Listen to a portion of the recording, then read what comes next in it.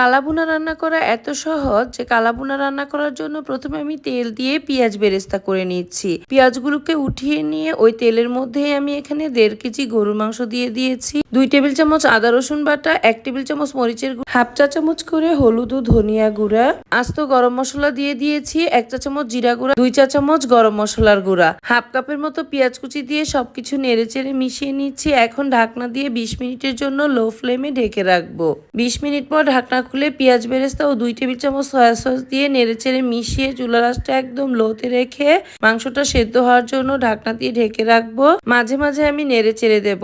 এখন অন্য একটা প্যানে আমি 2 টেবিল চামচ তেল দিয়ে প্রথমে শুকনো মরিচ ভেজে নিচ্ছি, তারপর পেঁয়াজ কুচি ও রসুন কুচি দিয়ে বেরেস্তা করে মাংসটা ঢেলে দিয়েছি। এখন চুলার আঁচটা লোতে রেখে বেশ খানিকক্ষণ নেড়েচেড়ে নিলেই মাংসটা এরকম কালো কালো হয়ে আসবে। এভাবে খুব সহজেই গরুর মাংসের কালাভুনা বাসায় তৈরি করে নিতে পারেন।